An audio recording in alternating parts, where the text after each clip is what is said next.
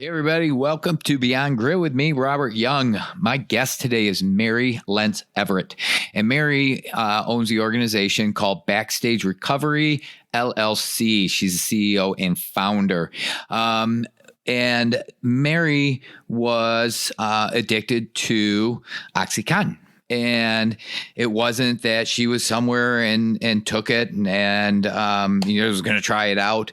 She is a type 1 diabetic and she struggles with rheumatoid arthritis. So she was prescribed this medication and it had a hold on her for years. And the last thing, she was on life support and full kidney failure. And when she got out of that, she was like, I'm done. I've got to take control and I've got to break this.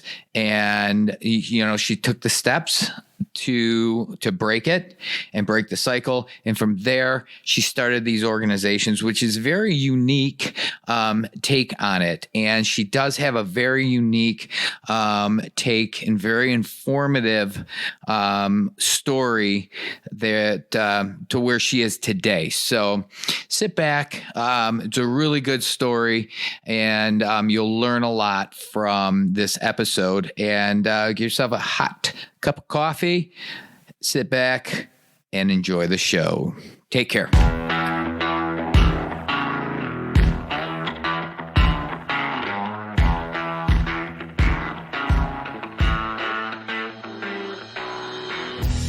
Hey, Mary, how are you? Hey, how are you? Thank you so much for having me today. I'm so excited to talk to you. So Mary Lentz Everett is joining me today, and she runs Backstage Recovery LLC.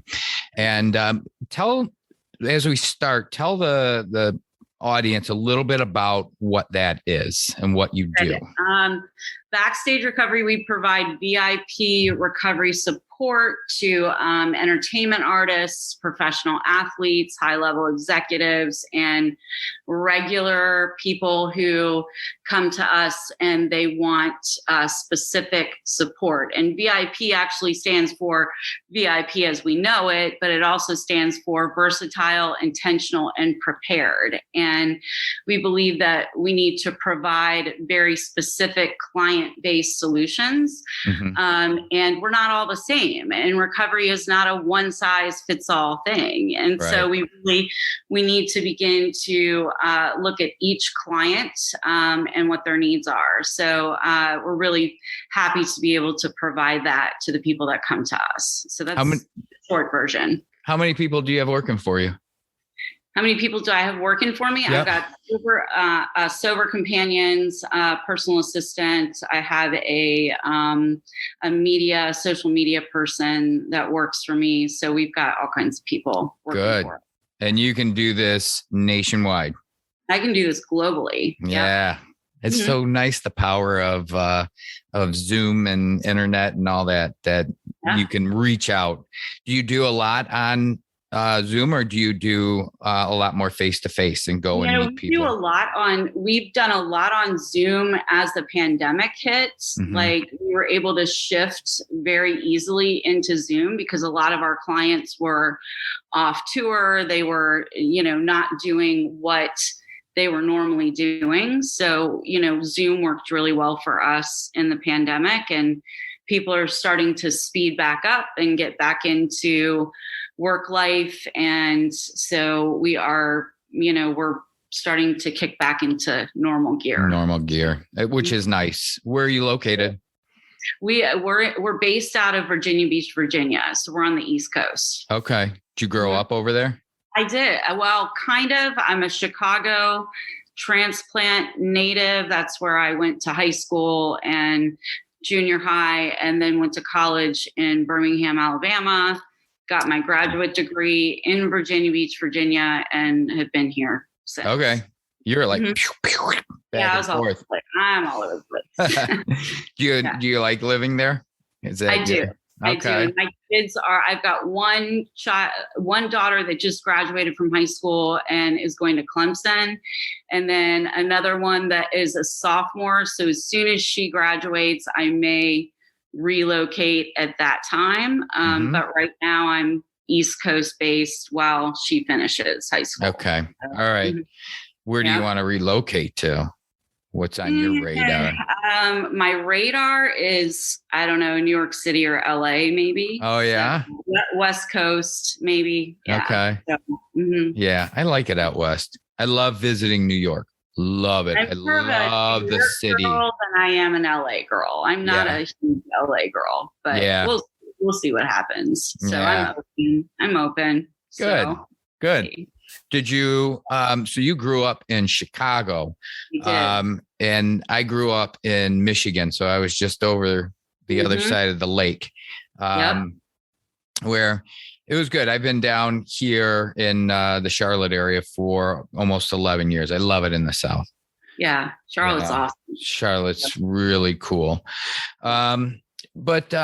So you've got your Backstage Recovery program. What led you there to start this? Well, I entered recovery almost 4 years ago, and what led me to recovery was a full crash in my life. I ended up 7 days on life support for full kidney failure. I'm a type 1 diabetic, and I was prescribed opiates, and I had a serious opioid addiction.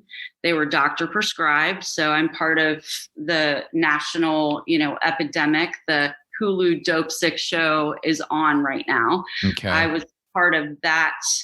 I'm part of that community of people, and I was prescribed fentanyl, oxycodone, OxyContin, Klonopin, all at the same time, by the way. Wow. What would they prescribe that to you for? For pain, for rheumatoid arthritis, for diabetic neuropathy, for all kinds of things that I was going through at the time. Okay. And I was so whacked out that I wasn't following my type 1 diabetes, and my kidneys went into full failure, and I ended up on 7 days of life support. And I managed to miraculously survive that. And I came out, and I had a spiritual experience while I was in the hospital that virtually changed my life. And I've never been the same since. Okay. And I woke up from that and said, I am an addict and I need help immediately. And I had a sponsor before I left the hospital, and I hit the ground running when I got back. I am one of the rare people who has not been to rehab. And as I send people to rehab, because it's one of the things I do, I'm jealous of that, because rehab is such an awesome time to kind of recenter where you are, take stock of your life, get new tools, and come out of that and hit the ground running. I just went to 3 to 4 meetings a day for the first year and did everything I was told to do and hit the ground running. So it was full on, and it was my job. I looked at it like my job. So that's an incredible story. And there are probably so many people out there that are battling this today, that it was brought on by pain medication that was prescribed to them. And I've had countless stories of people that are close friends of mine that battled this. And a lot of times people battle it silently because they don't want to say, I'm addicted to opioids. I'm addicted to this painkiller, because now am I a junkie? I'm not a junkie. But I can't get off of this. And hopefully the more we talk about it and the more we get that message out there, we'll let people know that it's not your fault. You need help. Right. Yeah. And I think that was my biggest thing too, was the shame behind it. Like I'll tell you, I mean, I knew 6 months before I ended up on life support that I had a problem. And I actually went into my doctor sick that summer before I ended up on life support. And I said, how am I going to get off these? Like, I feel like my life, I had no quality of life. I was isolated. I was sleeping most of the time. I was not the mom that I wanted to be. I was not the wife I wanted to be. I had no friends. Like, I just had no quality of life. And, he just looked at me and he said, you're not ready to get off yet. And I knew, I knew that there was no way I could get off alone, because without the medication, I was getting dope sick. I was going into withdrawal when I didn't have the medication. And so,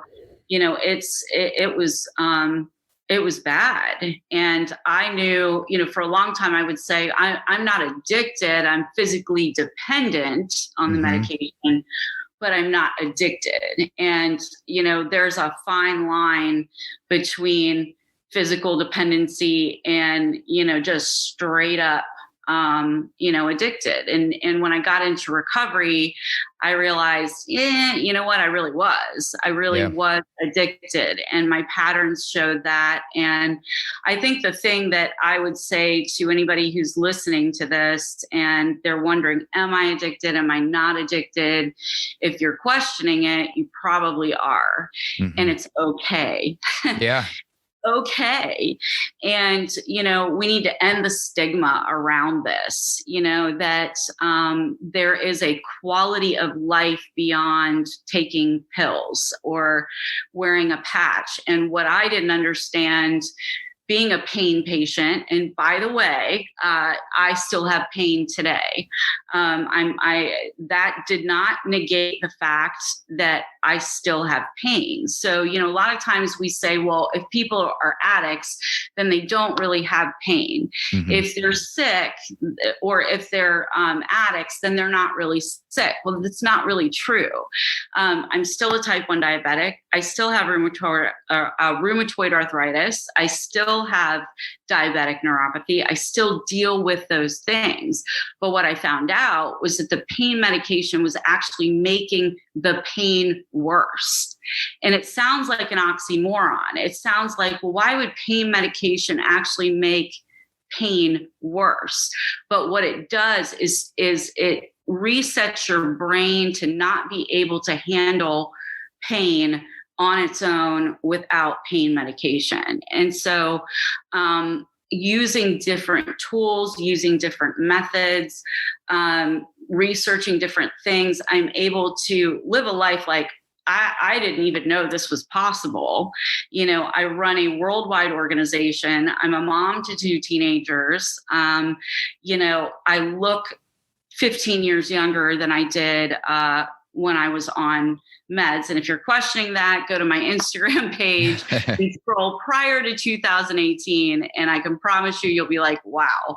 So, there is a life beyond this. And, I truly believe that, opioids are for end of life terminal illness only. And that for those of us who struggle with chronic pain, there is another way for us. And I believe I have personally found that for myself. So that's crazy.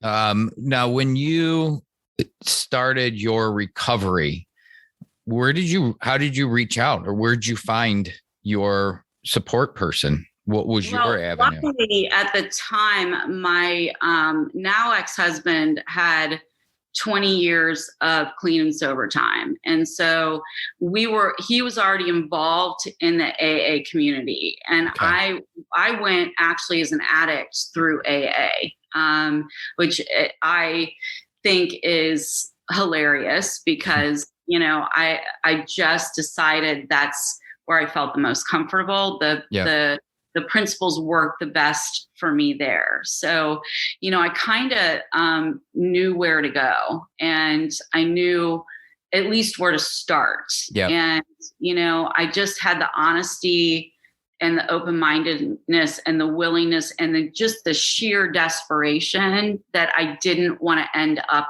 there again. I was willing to just at least try something different. And I think that's the beginning of the process for those of us who, any of us who get to a change process in our lives. And we're like, I just need this is not working, whether I'm, I don't like how I look, I'm overweight, or my marriage isn't working, or, we get to a point in our lives where we get stuck and we keep going around the same mountains over and over and over. There comes a point in time where we have to push a button and we have to get outside of that and we have to take a chance and do something different. And this was what I did. And what was, so I listened to a lot of stories, and everybody says they try to stop and they stop and they go back and they stop and they relapse.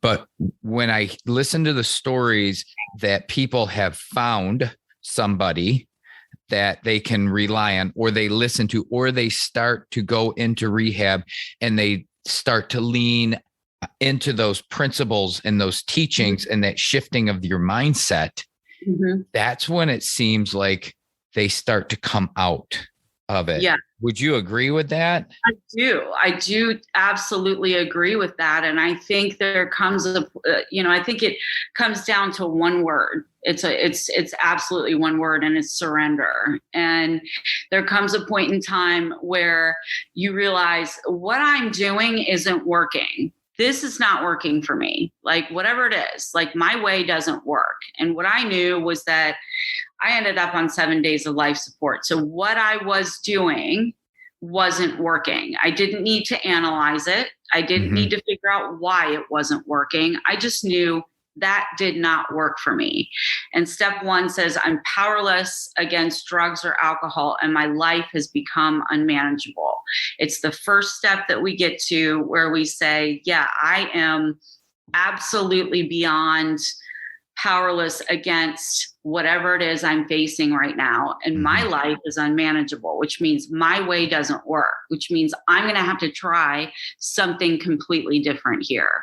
And it's the first step of just throwing up your hands, waving the white flag and saying, you know what?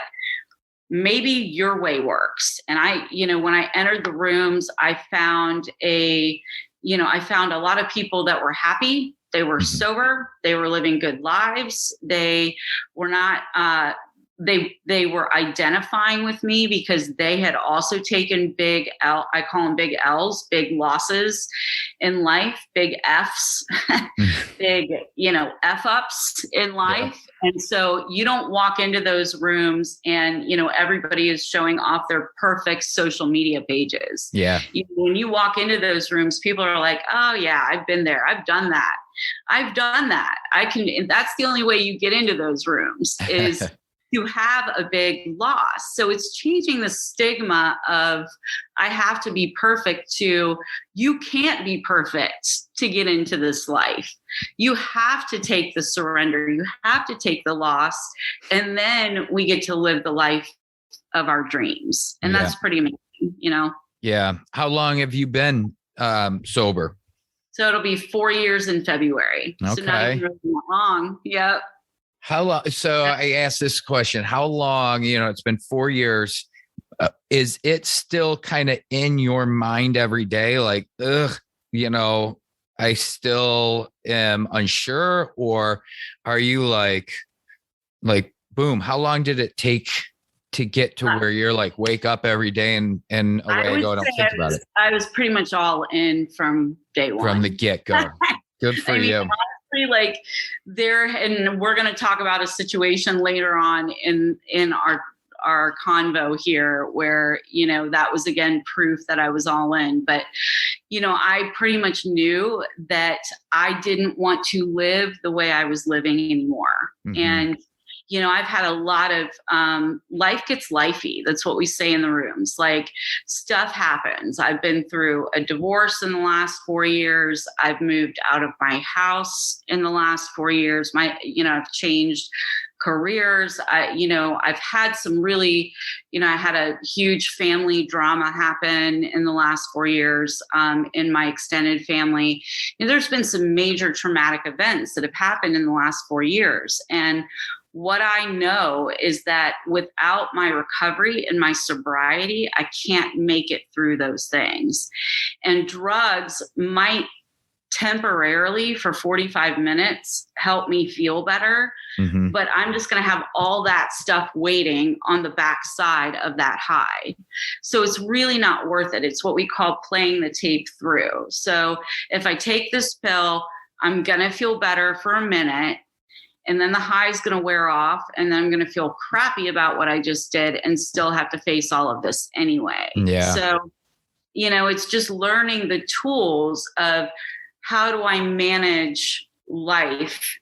And, a lot of us aren't used to doing that. So it's a process of learning. And that's why we have people immerse themselves in, changing your people, places, things, getting a sponsor, getting a home group, working the steps, doing service work, because this, being, addicted to drugs or alcohol, it changes your brain chemistry. It changes how you deal with life, how you do things.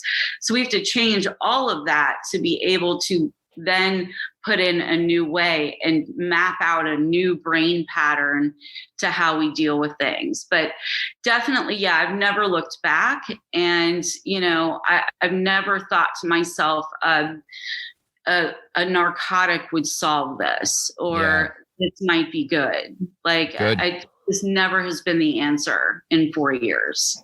So what was your calling that when you finally realized that I'm going to help people, I'm going to create this and create the Backstage Recovery? So when did you feel that was your mission? So one of our pillars in recovery is helping others. So we feel like we can't keep what we have if we don't give it away. And so I was lucky enough to have sponsors very early on who thrust me right into doing things and chairing meetings and making coffee and, helping other women, doing things very early on. So I got very active in the recovery community. And one of the things I did pretty early on was to go serve in sober tents and music festivals. And I have family members who are close to musicians and stuff like that. But I really, I did, went to these sober tents that are set up in some of the largest festivals around the US.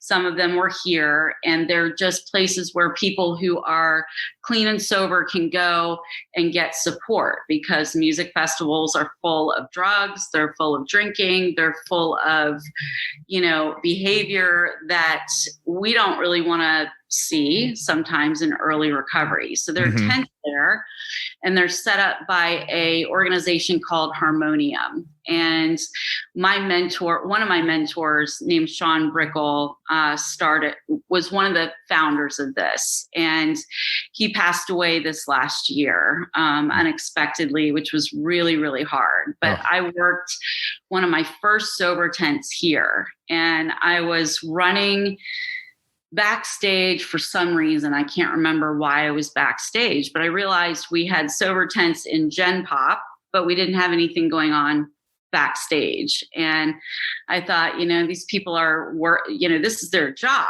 They're working, and they're doing, they're back here, getting ready to work, and we should be providing support to them while they're working. So the sober tents were for the people coming to watch the show. Yes. That was their space to go to. Okay. Yeah. I kind of thought that was for the performer. So that's when you realize, okay. Yeah. So that was kind of the first idea I had that, and it kind of started, I was at a festival that was in the middle of nowhere, and it was out in a field, and I was talking to a security guard that was guarding like the backstage area, and he actually was in recovery. And I was talking to him about the fact that we were working the sober tent out there, and he was like, man, it would be so cool if we had something back here for us. And it was like the idea just dropped, and it was like Backstage Recovery. And so it was kind of born then, and I LLC'd it a month later and started promoting it. And so, then we added, professional athletes to it, and we added executives to it, and a sober living to it. So it's just kind of expanded as it's gone out, and it has taken on a life of its own. So it's pretty cool. Now, going from giving them a safe space, is there now where they're coming and you guys are helping them overcome? So there's a lot of different arms. So we do, we can do backstage support at festivals, tours, games on set. That's one aspect of it. And that really kind of died during the pandemic because nobody was doing that. So what I was doing a lot of during that time was coaching people one-on-one. So that is a lot of what I do as well, is meet with people one-on-one and coach them through their own personal process. And, there's a lot to be said for, mentorship and coaching and just walking with people. The word with, it's such a simple, small word. I was in my own recovery meeting last week, and we were reading out of the big book, Working with Others. And I was like, I'm going to look up what the word with means. And it means going the same direction, accompanying. And it doesn't say working at others. It means working with others. And so, a lot of what I do is just share my journey, what's worked for me, and then use my training, my certifications, what I've worked really hard, because once I did all of that with Backstage Recovery, I started to get licensed and certified and did a lot of training to be able to know how to coach people. So, that's vital. We don't just launch out and do stuff and have no idea what we're doing. So, so that's kind of critical there. Yeah. But, I think having that knowledge plus the fact that I am a recovered addict, I've been where you've been. Yeah. It's my best qualification. It's the thing that means the most to the people that I work with, because it's great if you've got a therapist or a caseworker out there that loves to work in the field. But if you don't know what this is like, if you don't know what it's like to detox off of a drug or alcohol, if you don't know what it's like to be frightened in early recovery, or the things that frustrate us, or the things that we have to learn, the basic early skills that we have to learn in early recovery, then most of us don't want to hear you talk. Yeah. Most of us aren't going to relate to you very well. So I think that that's the thing people love the most about our conversations, is that it's real, it's raw. It's exactly what it is right now. I'm not really doing anything different with you right now than I would do with a client that I'm sitting across and talking to. So it's that. And then working with families is a big deal as well. We do interventions. That was my next question. How well do the interventions work? Are they, because I don't know, if I was struggling and I didn't think I had a problem, and then all of a sudden you get kind of bombarded by people that love you and they're only trying to help you, but or do you get those, or do you, and I'm sure you get the others that are like, thank God. Thank God. I'll tell you right now, knock on wood, and thank you to God for this, but I have 100% success rate with the ones that I've done. No one has said no. Nobody has not gone to treatment. No one has not stayed in treatment. We've had a few people that have, I've wanted them to stay a little bit longer than they've stayed, but they've gone and they've stayed. And the ones that my oldest ones are all now over a year sober. So that's a really big deal. And I would say that the reason why they work is because I was trained to do them the right way. And I was trained by just a phenomenal guy named Ken Seeley. And Ken Seeley is the A&E interventionist. If you watch the show A&E Intervention, he's the guy that, yeah. Okay. And so he's out of Palm Springs, and he has a certified case manager and interventions training. And it's 6 mods, like 6 different months of weekend trainings. And you got to go through all 6 of those and then take a big test. And what he does is he teaches people how to do these. And he has over 3 decades of clean time himself. And he's done hundreds upon thousands of these. And so he's teaching people how to do these the right way. And so there is a way to do it. There's a method to it. There's a system to it. And when they're done the right way, they work. They work. So if somebody was thinking about doing that for a family member, they should probably reach out to a professional. Yeah. So you would reach out to myself. You can reach out to Ken Seeley. There's a lot of them out there, but, I'd look for somebody who has a record of doing them well, and reach out and ask the questions. How do I go about doing this? And the cool thing about, the way that I do it is that I start with a family. We're starting way before the addict knows anything about it. I'm working with the family. We actually do the actual intervention. They say yes. We send them to treatment. I'm still working with the family while the client is in treatment. I'm working with the client in treatment. And then when the client comes out of treatment, I'm working with the client out of treatment. So there's never a point in time where I'm not working with the client. And that gives us a huge success rate where normally, all of those people are separate. You have, the interventionist that's separate, the rehab separate, the recovery coach is separate, and no one is linking together, and the family's just kind of in the middle going, what's next? What's going on? Okay. So I'm kind of the person that's holding that all together, and that's kind of a new method, and that's something that Ken and I really agree on, and we work very closely to do that. He has a rehab also in Palm Springs, so I send a lot of people to Palm Springs so that and work with rehabs who will allow me to have that kind of contact with the client and will work with me while they're in treatment, because it just doesn't work any other way. Now, what's the rate of relapse?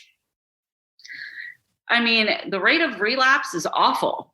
Yeah. The rate of relapse for normal people is, 1 out of every 4 people is going to relapse. Okay. And the rate of relapse with just abstinence-based methods, meaning, you never touch anything again as long as you live, is about 95%.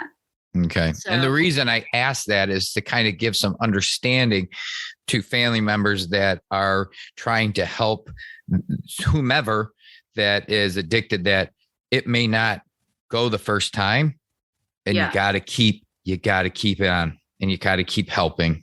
Yeah. I think the thing that helps to lessen that rate of relapse is that number one, the family has to get into recovery. We don't just have an addict who is the problem. If there's an addict in a home, I don't care if it's a crack house or a whorehouse or God's house. If there's an addict there, there's normally a system around the addict where that is allowed to grow. And so once we take that addict out of the system and we put them into rehab, we have to figure out how we can clean that system up so when they come back, it doesn't look like that again. So, the whole family has to get into recovery. They have to get into Al-Anon, Alateen, therapy, their own recovery coaching. Everybody has to do something different for it to look different long term. Okay. And so that I think is the biggest key to why I've seen the clients I've worked with change, is because people get a picture of the fact that we all have some issues here that we need to work with. Normally there's a number one codependent who's cleaning up after the person's mess. They're not calling them on their behavior. They're not calling themselves on their behavior. And there's just a unbalanced thing that's going on in the relationship. So, Okay. Codependency to me is the number one drug on the planet. We've got somebody who depends on someone else and somebody who likes that person to depend on them. And that is where addiction breeds, right there. That's they it. Just perpetuate the problem in there. So when we take that person out and we put them into treatment, we need to work with the person who's normally used to feeling good. They're getting some payoff from taking care of that addict or alcoholic. Mm-hmm. And they'll normally say to me, I hate this. I don't like it. It's awful.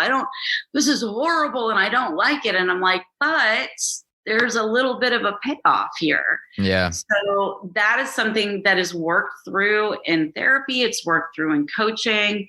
And just like the addict needs help for their drug of choice, the codependent needs help for their drug of choice, which is the addict or the alcoholic. Interesting. Very interesting. Yeah. So you had mentioned something early on was the difference between being addicted or dependent. Mm-hmm. Now, how do you view, to give somebody a perspective on the difference between the two? I don't think it matters. I honestly don't. I think it's 6 of one, half a dozen of the other. Okay. I don't think it mattered whether or not I was addicted or dependent. I think all that mattered was what my life looked like. My life was unmanageable. I was sleeping around the clock. I wasn't showering. I wasn't grocery shopping. I wasn't going to my children's events. I wasn't doing anything. And that got perpetually worse. And what I will say is that, addiction never gets better. It never gets better. It is progressive and it's fatal. And so your point was more like, you can say you're dependent on it because I need these to feel better, or you can call it addicted. One way or the other, it's affecting your quality of life and it's affecting you. So it doesn't matter what you want to call it. Got it. Okay. Yeah. Mm-hmm. Yeah, because people can make that excuse. Yeah. Hey, mine's. And I believed that. I 100% believed I was physically dependent and I wasn't an addict. But my life, the quality of my life was horrific. And I remember a doctor telling my parents, and I've got great respect for this doctor. He is one of the only addiction doctors in this area. And he told my parents at one point, he said, this pain medication is making her pain worse. And I just thought he was a wackadoodle. I was like, this is being given to me for my pain. This is the only thing that's making it better. And how dare you say that this is making my pain worse? But it wasn't until I came off of everything and my eyes started to open and I started to feel better and there was a bounce in my step that I realized just how detrimental that was to my life. And like I said, I am not pain-free. Mm-hmm. But I have a lot less of it today than I had at the end of my crash in 2018. Yeah. So I got one thing. So tell me about the harm reduction. Yeah. Okay. So harm reduction is, it's very controversial right now in the recovery world. And basically harm reduction is we are doing anything to lessen the negative social, environmental, and physical effects of a drug or a drink on a person. So a lot of times, I'll have somebody who comes to me or I'll have a family member that comes to me, or I'll have the client themselves, and they'll come to me and they'll say, I don't like that my life is unmanageable. I don't like my quality of life. I don't like how this looks, but I don't think I can be abstinent for the rest of my life. That's not something that I feel like I can do. And the best example we have of this in the media right now is Demi Lovato. She is on harm reduction, as is The Weeknd. And, Demi Lovato, interestingly enough, ended up on full life support in 2018 as well. And she was using street drugs. I don't remember exactly what she was on, but she was on some heavy duty stuff, ended up on life support, got back into recovery, and she will have a drink on occasion, and she'll use some weed on occasion, and they're not her drugs of choice. And I have clients who are off their drugs of choice. They're former alcoholics, or they're opioid addicts, and they're not alcoholics, and they'll use THC, or they'll use, or they'll have a drink once in a while.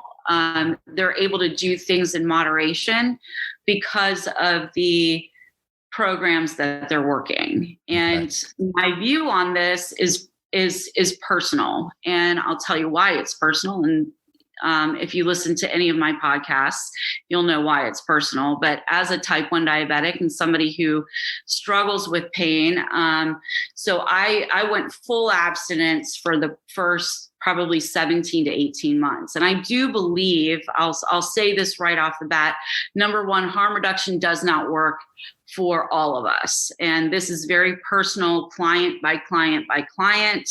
So I'm going to put that out there right now. It's not, it's not something that all people can do. Secondly, I will say that I feel like there does need to be a period of full abstinence, just so that people can figure out what their needs are and get some of those tools, the recovery tools, on board before they're switching things out. Because there can be transfer addictions, meaning, I used to use opioids, and now I'm going to stop that and I'm going to go to alcohol. Or, I used to use heroin, and now I'm going to go to a prescription drug because it's prescribed by a doctor. So as a coach, I like to see people come off whatever they're on for a full period of time before they add anything back onto their life or the system. So that 17 months into my recovery, I had, I was running hard. I was doing lots of meetings, lots of trainings. I was, getting certifications. I was, I started Backstage Recovery, and my pain, which I still had because I'm still a type 1 diabetic who has, a lot of different conditions, was still there. And my life was becoming unmanageable, not because of drugs, but because of pain. So I got my support team together, my doctors, my sponsors, my coach at the time, my husband at the time, who had a lot of recovery behind him. And we started talking about THC. And it was like, this has never been my drug of choice. I've never been anybody who's used pot ever. I'm not a fan of it. It's not a high I'm going to go after. What, is this something I should give a try to? And I decided to try it. They were all aware. Everybody was all, informed, watching me, walking through it with me. And that worked really well for my pain. And it has worked well for my pain. It's not something I care about at all.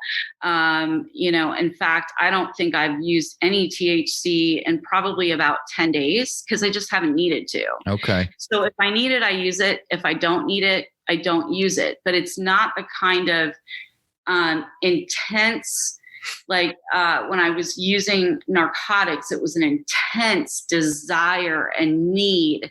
Like, how many pills do I have? Where are my patches? If my purse got stolen, my car got broken into, I was going to hunt you down, find you, and kill you if you stole my stuff. Like, I don't care today. It's not that same, intense level. So harm reduction is literally, the point of it is to get people to a lower level of using. So we have somebody who was on life support, me, not using what they were on, getting their life manageable. And then if there are issues and problems with that particular person, how can we add something to their life that will help that? Or if they feel like they can't be completely abstinent, can they do something in balance? Yeah. Can they do something in balance without going off the rails? And this isn't something that they just go willy-nilly on. It's something that is very much watched by a lot of people. Yeah. And I will say too, like for people that are not, they're not drinkers. Like if you had, if we had an alcoholic, I would never do harm reduction on that person. Like I would never tell, an alcoholic to go start drinking again. Like that's just not going to happen. But if you have somebody who is not a true alcoholic and they're just overusing alcohol, because there's a difference. There's a difference between somebody who is a real alcoholic and somebody who's just overusing alcohol. There's a way to actually really look at how you're drinking. And that is, you have a glass of wine, you have protein before you have a glass of wine. I'm just using a glass of wine as an example. You have a clean source of protein, a glass of water, you have your glass of wine, and then you have to repeat that again before you have another source of a drink. And this keeps people from getting trashed or smashed. And most people don't want to do that. Like most people who are drinking with the idea of I want to get smashed or trashed are not going to follow the harm reduction rules. Right. Yeah. I had to, and this is on a different level, but I smoked, and I know I can never have another one. Like I liked it. And I was kind of like, I'm telling, it's on a lower level, but every day I counted out how many I had. I made sure I never went without them. I always had them with me. And, so that's one I could never do it again.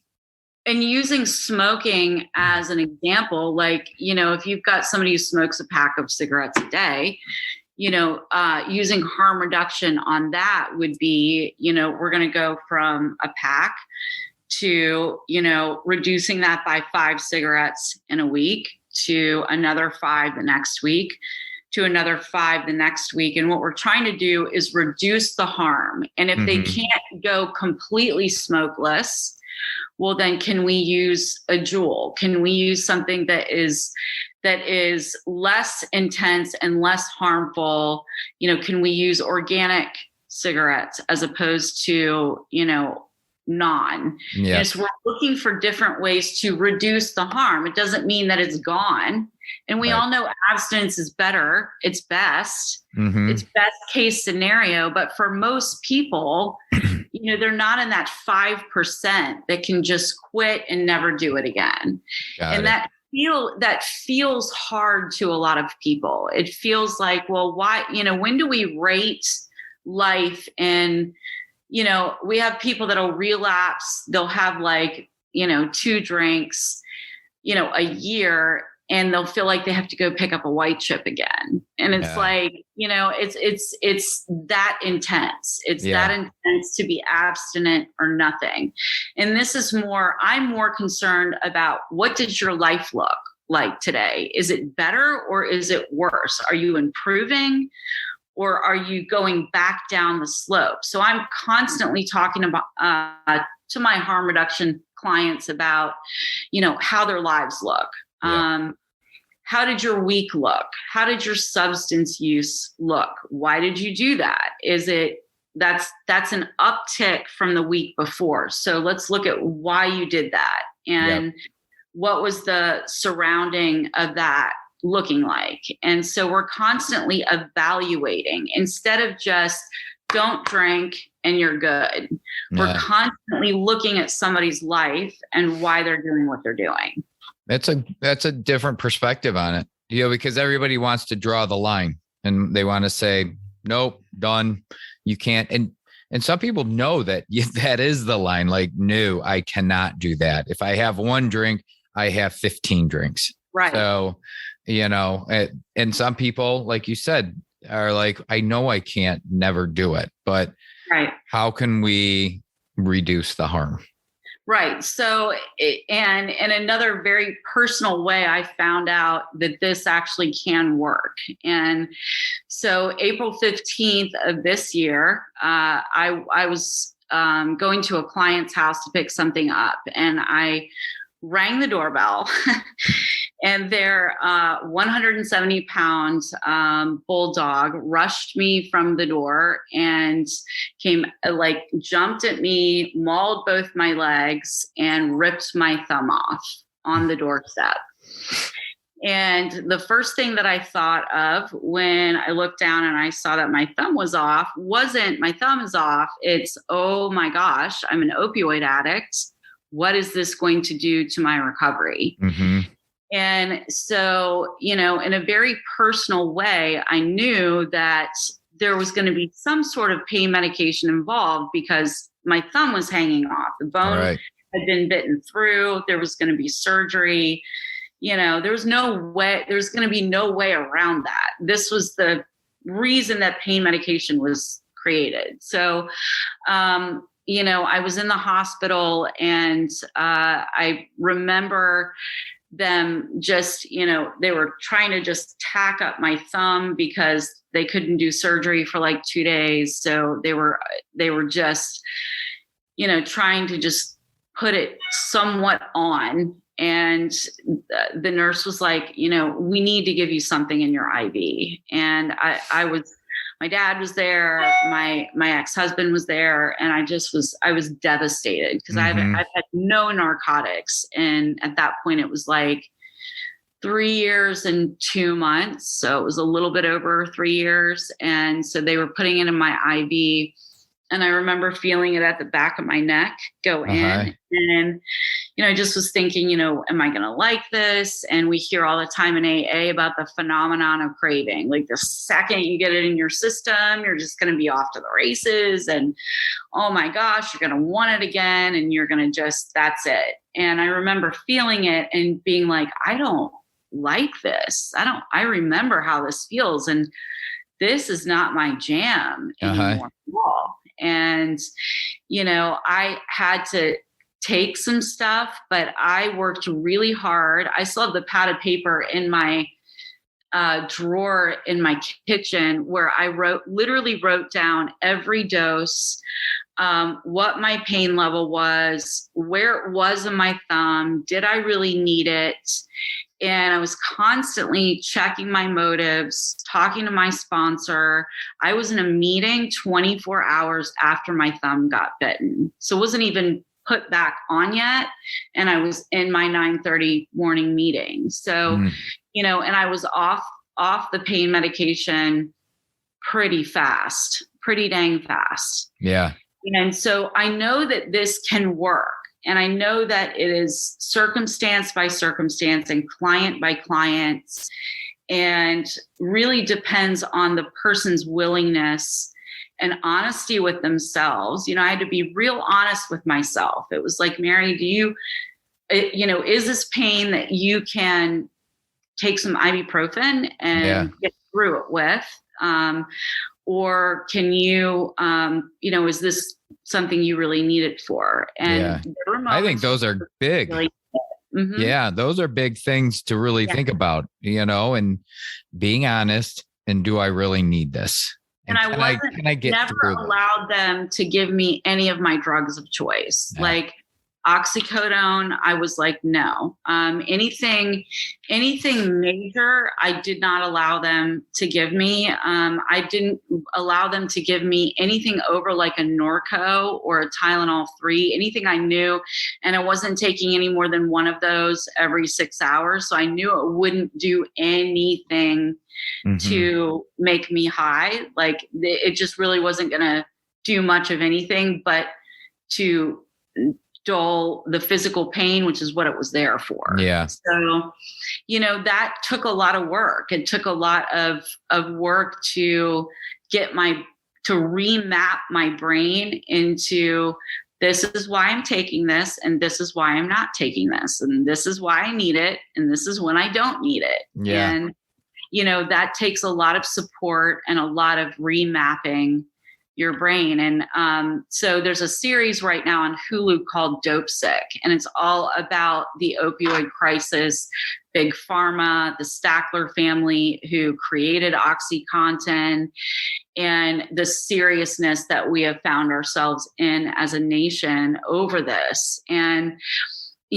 for anybody that's out there that's struggling with this, I mean, number one, my heart goes out to people that are struggling right now, because the struggle is real. It's real. It's powerful. And, I didn't want to live like that. Nobody wants to live like this. Nobody wants to end up an addict. And so love and grace to you today. Like we love you.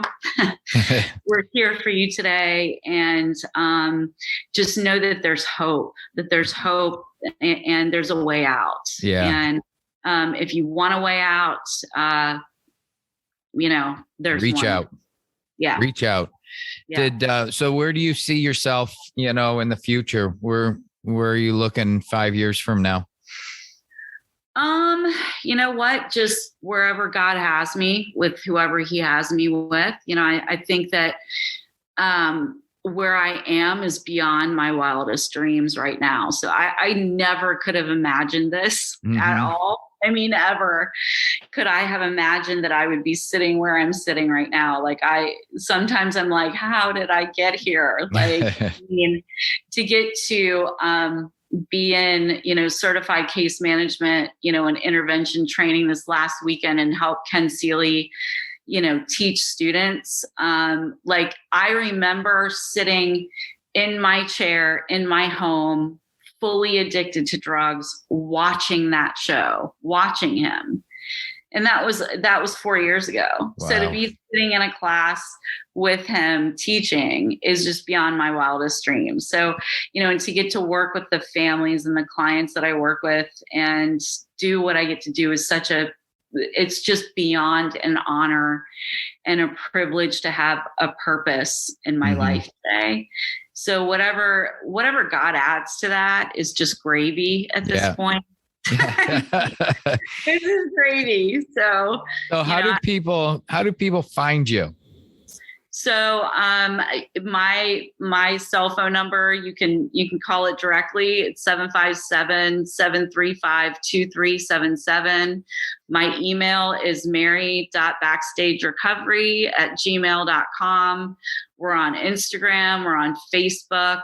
And we're kind of all over the place right now. So we're trying to infiltrate a lot of places and just working hard at it. So good for you. Thank you very much. Hey, I appreciate you sitting down and talking to me today. Thank you for having me. It's such an honor to meet you and to spend this hour with you. Very good. Thank you. You're welcome. All right. Bye-bye. Bye. Thank you very much for listening to this episode of Beyond Grit with your host, me, Robert Young. If you've enjoyed today's episode, please subscribe, rate, and review. Tell somebody about it. You can find this podcast on all major podcast platforms, and be sure to tune in every Wednesday for another exciting success story of somebody going beyond grit. Until then, take care.